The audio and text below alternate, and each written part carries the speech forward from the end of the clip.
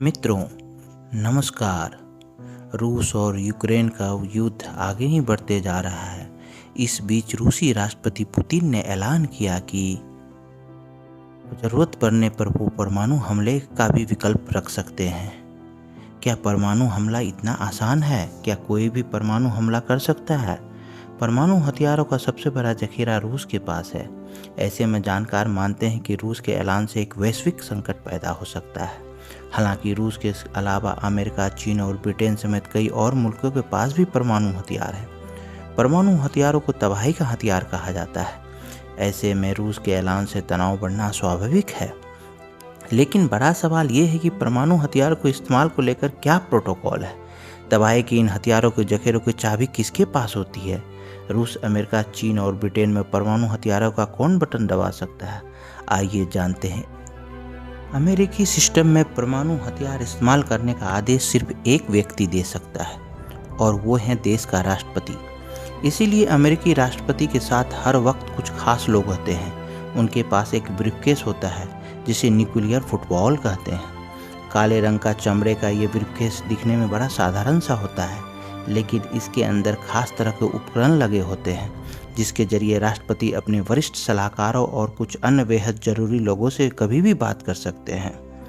इस ब्रीफकेस में कार्टून की किताब सरीखा एक पेज भी होता है जिसमें ग्राफिक्स के जरिए वार प्लान, परमाणु मिसाइलों और उनके लक्ष्य का ब्यौरा रहता है।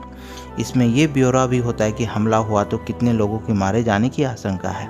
राष्ट्रपति को इन बातों को पलक झपकते समझाना होता है। फेडरेशन ऑफ अमेरिकन साइंटिस्ट की एक रिपोर्ट में कहा गया है कि एक अनुमान के अनुसार 2022 की शुरुआत में दुनिया के 9 देशों के पास करीब 12,700 परमाणु मिसाइलें हैं। इनमें से सबसे अधिक रूस के पास है और अमेरिका इस मामले में नंबर 2 पे है। उसके पास 5,000 से अधिक ऐसी मिसाइलें हैं। राष्ट्रपति का आदेश मिलने के बाद मिनटमैन यानी जमीन पर तैनात एटमी मिसाइल से हमला करने वाले या फिर पनडुब्बी में तैनात मिसाइलों को लॉन्च कोड से खोला जाता है और हमले के लिए तैयार किया जाता है। किसी भी वक्त न्यूक्लियर मिसाइल लॉन्च करने के लिए 2 लोगों की ज़रूरत होती है जो अपने अपने कोड बताते हैं। एक तरह से ये दोनों लोग मिसाइल लॉन्च की चाबी होते हैं। अमेरिका के न्यूक्लियर फुटबॉल की तरह रूस के राष्ट्रपति के पास भी परमाणु मिसाइलों के कोड वाला न्यूक्लियर ब्रीफकेस होता है। ये ब्रीफकेस हमेशा राष्ट्रपति के आसपास होता है। जब वो सोते हैं तब भी उनसे 10 या 20 मीटर के दायरे में ही रखा होता है। रूस पर किसी हमले की नौबत आने पर ब्रीफकेस का अलर्ट अलार्म बजने लगता है और फ्लैश लाइट जल जाती है, जिससे राष्ट्रपति को फौरन ब्रीफकेस के पास पहुंचकर प्रधानमंत्री और रक्षा मंत्री से संपर्क साधना होता है। ऐसे ही 2 ब्रीफकेस रूसी प्रधानमंत्री और रूसी रक्षा मंत्री के पास होते हैं, लेकिन परमाणु हमले का आदेश केवल राष्ट्रपति दे सकते हैं। ये ब्रीफकेस उनकी जिम्मेदारी होती है। आपात स्थिति में वो ब्रीफकेस के जरिए सेना के कमांडरों और प्रधानमंत्री और रक्षा मंत्री से बात कर सकते हैं। उन्हें किसी टेलीफोन की ज़रूरत नहीं पड़ती है। अमेरिका की तरह रूसी सिस्टम में भी ये सुनिश्चित किया गया है कि राष्ट्रपति ने यदि परमाणु हमले का आदेश दिया तो ये हमला होकर रहेगा। आइए अब बात करते हैं ब्रिटेन की। Professor Peter Hennessy the silent deep नाम की किताब के सहलेखक हैं। वो कहते हैं कि ब्रिटिश सेना के पास ट्राइडेंट परमाणु मिसाइलों से लैस 4 बेहतरीन पनडुब्बियां हैं, जिनमें से एक नॉर्थ अटलांटिक महासागर में हमेशा तैनात रहती है। ये केवल एक इशारा मिलने पर परमाणु हमला कर सकती है। नॉर्थ अटलांटिक की खामोश गहराइयों में हर समय कहीं न कहीं पनडुब्बी मौजूद रहती है, जिसकी मौजूदगी के बारे में किसी को पता नहीं होता। कोई इस बारे में पता लगा भी नहीं सकता। ब्रितानी प्रधानमंत्री नौसेना के 2 अधिकारियों को मिसाइल लॉन्च को अपना एक खास कोड बताते हैं। उन दोनों अधिकारियों के भी पास खास कोड होते हैं। वो भी अपने अपने कोड बताते हैं। कोड बताने की ये प्रक्रिया लंदन के बाहर स्थित एक बंकर में पूरी की जाती है। यहीं से महासागर में तैनात पनडुब्बी को एटमी मिसाइल लॉन्च करने का आदेश जारी किया जाता है। प्रोफेसर अपनी किताब में लिखते हैं कि पनडुब्बी में भी 2 अधिकारी वायरलेस के जरिए संदेश रिसीव करते हैं और फिर अपने अपने कोड का मिलान करके मिसाइल लॉन्च की तैयारी करते हैं। ब्रिटेन के पास ट्राइडेंट एटमी मिसाइलों से लैस वेनगार्ड नाम की 4 पनडुब्बियां हैं। इनमें से एक हमेशा ही महासागर में तैनात रहती है।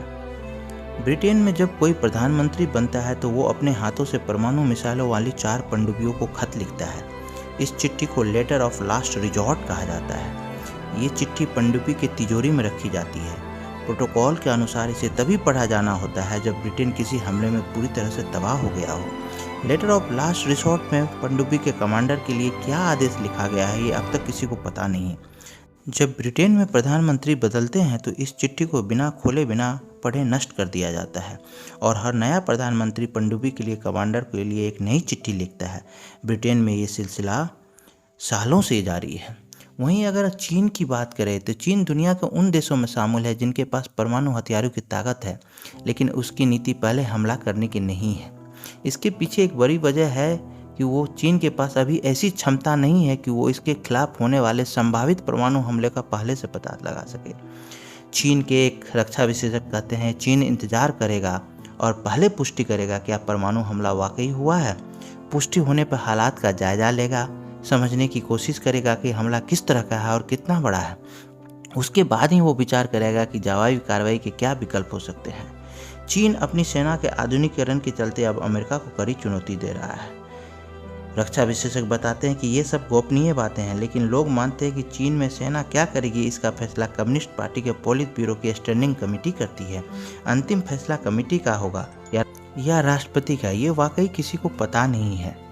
विशेषज्ञ कहते हैं चीन ने जब परमाणु हथियारों की ताकत हासिल कर ली है तब उसके नेता माओ तुंगसे ने तय किया था कि इस मामले में चीन एक जिम्मेदार देश बनेगा। उसके नेताओं ने उस समय बखूबी समझा कि हिरोशिमा नागासाकी में क्या हुआ। 2015 में चीन ने जमीन पर परमाणु और पारंपरिक मिसाइलों पर काम करने वाली ब्रांच को अस्थायी तौर पर सेना में शामिल कर लिया था और उसे people liberation of rocket force का नाम दिया गया था। अपने परमाणु हथियारों की जखीरा बढ़ाने में लगा हुआ चीन में कुछ जानकार कहते हैं कि अमेरिका या रूस के राष्ट्रपतियों की तरह चीन के राष्ट्रपति के पास भी परमाणु हमले को आदेश देने का अधिकार होना चाहिए, ताकि वो दुश्मन के हमले की आशंका देख के बचाव में पहले से ही हमला करने के आदेश जारी कर सके।